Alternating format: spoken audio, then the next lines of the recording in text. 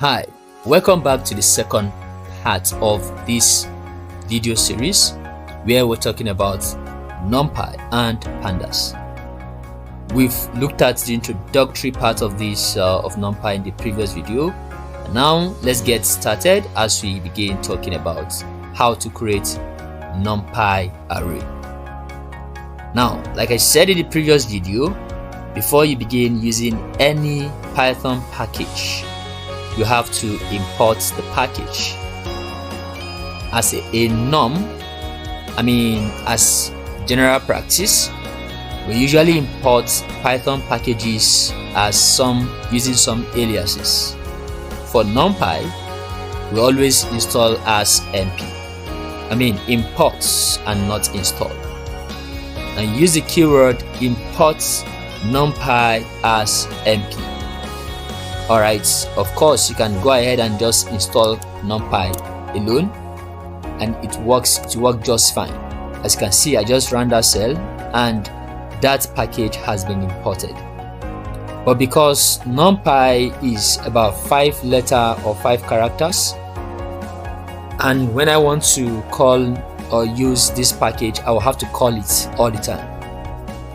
To save myself the stress of having to type a 5-letter character all the time, instead of using just the word Numpy, I simply use an alias np, so that whenever I want to call on Numpy, I just simply call np. So this is the same ideology in SQL. For those of you who are familiar with SQL, there are aliases when you are trying to query database that has very long names of tables, or you want to query multiple tables. Instead of calling the name of the table all the time, you can use an alias.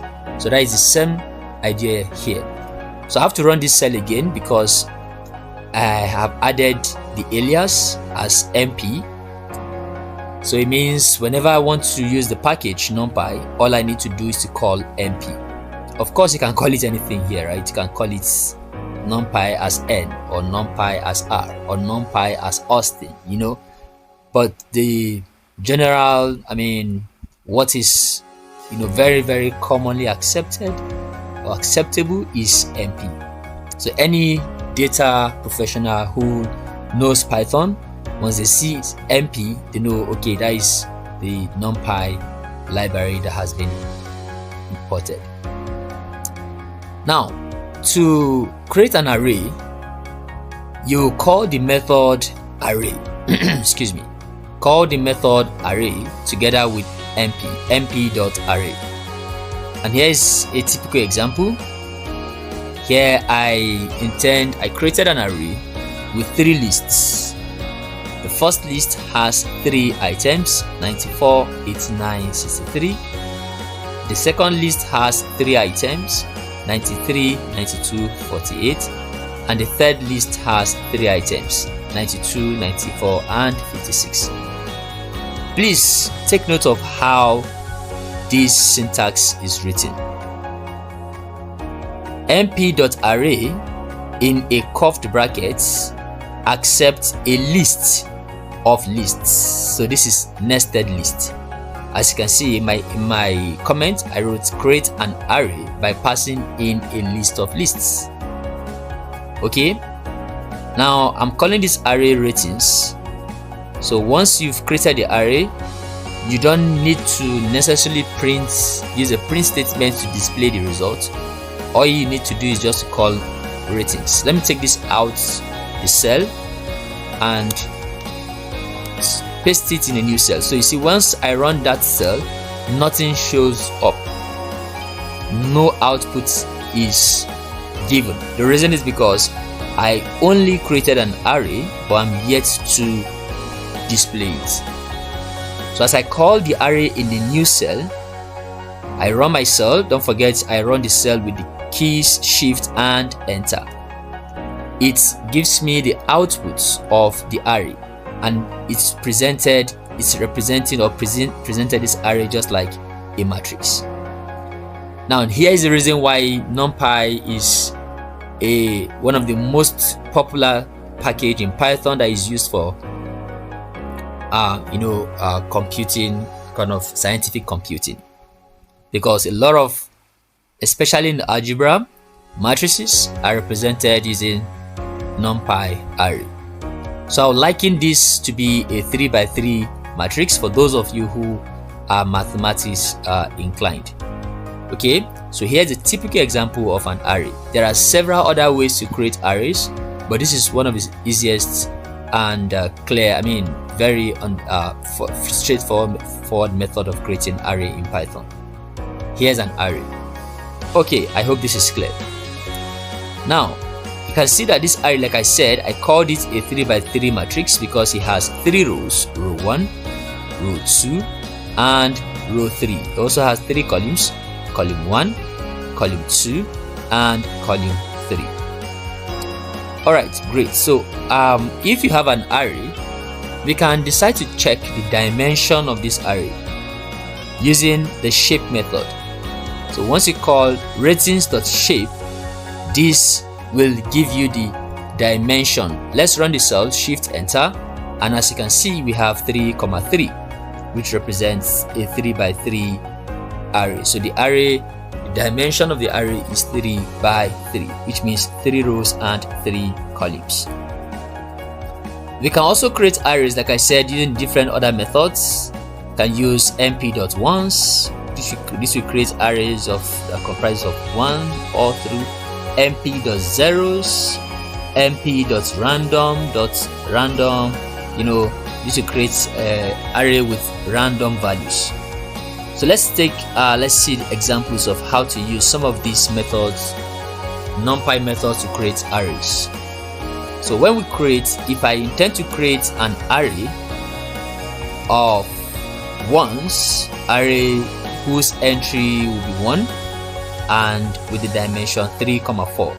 So I put np.ones in a curved bracket.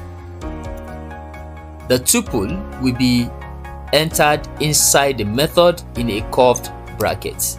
And once we do this, I run the cell, you see an array of 3, row 3, and column 4, a 3x4 array. I hope you're following. Now if you want to create an array of zeros, array whose entry are all 0 of any dimension, here I'm interested in creating the array to be of dimension 2x3, that is 2 rows and 3 columns. So I put in a tuple of 2,3 inside the method of the zeros method of Numpy. And when we run this cell, we have a 2x3 array whose entry are all 0. The third example is creating an array of random values. So you use the method np.random and you put in your parameter. So here we want to create an Numpy array of whose entries will be any random number or random numbers and of dimension 3x3. So here is it. We have the array being generated. So the random number will be numbers between 0 and 1. And here we have the 3x3 matrix or array. So you can go ahead and check out other methods of an NP of Numpy library. Once you type np dots, you hit your tab button, it gives you a pop-up of all the methods that you can use with Numpy, or the Numpy methods. When you scroll through, you see a lot of them. You can see across, you see a lot of mathematical operations that can be performed. Can you see that? So which means that this array is indeed a highly sophisticated scientific computing package in Python. There are a whole lot of them. Alright, you can just check them out and see how to use those different methods. Alright, Let's talk about, so now that we've covered how to create arrays using different methods in Python, let's quickly look at how to access or assess NumPy arrays. How do you assess the elements in an array? And that concept is called slicing. You can slice through an array with similar idea or approach of slicing through a Python list. Let's begin by slicing through, or let's look at this. I gave two different methods of doing it.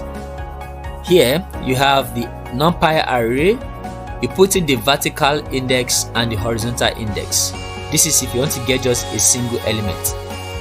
For those of you who are cool with mathematics and matrices, remember that if we have a 3x3 matrix, we can decide to label each element in the 3x3 matrix using, say, Aij, where I represent the position, the ith row or the ith position, and J represent the jth column position.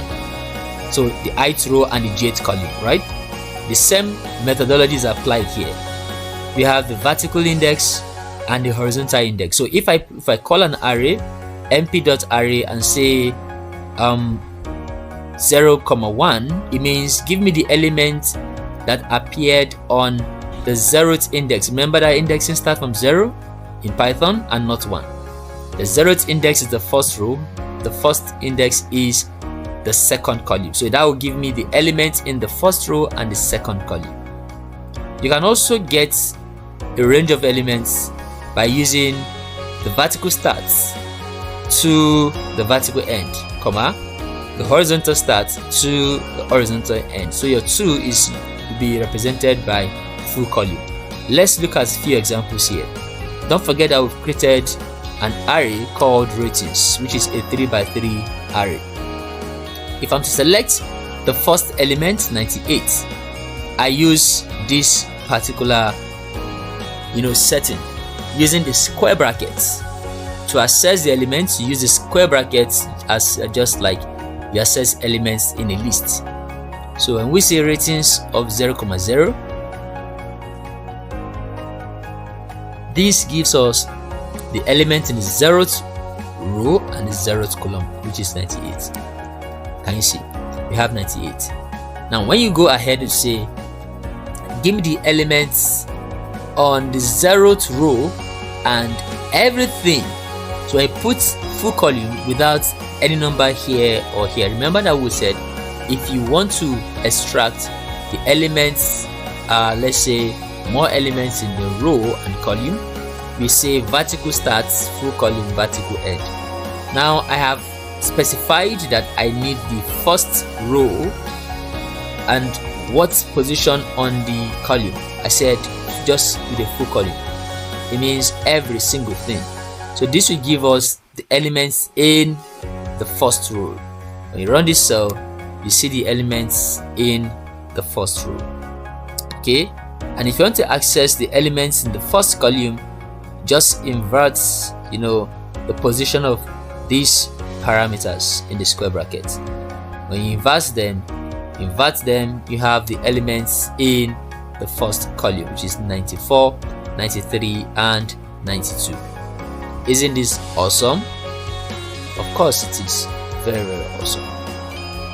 Now if you are interested in selecting, let's say, the first 2 rows and the first 2 columns, we say 0 to 2.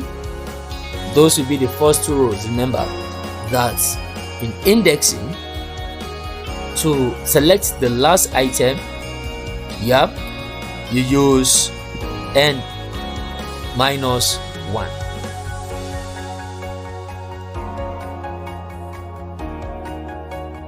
And that is also applicable to the column axis. So I want to select the first 2 columns. When I run this cell, we have the elements in the first 2 rows. Let's look at it again. 94 and 89, and the elements in the first 2 columns, 94, 93 and 89 and 92. I hope this is making sense.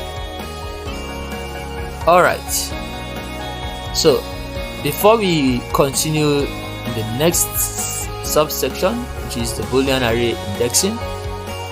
I would stop this recording here because I don't want to bombard or make the videos just so long. So I hope you understand everything that has been said here concerning creating Numpy arrays as well as accessing Numpy arrays. Are there questions?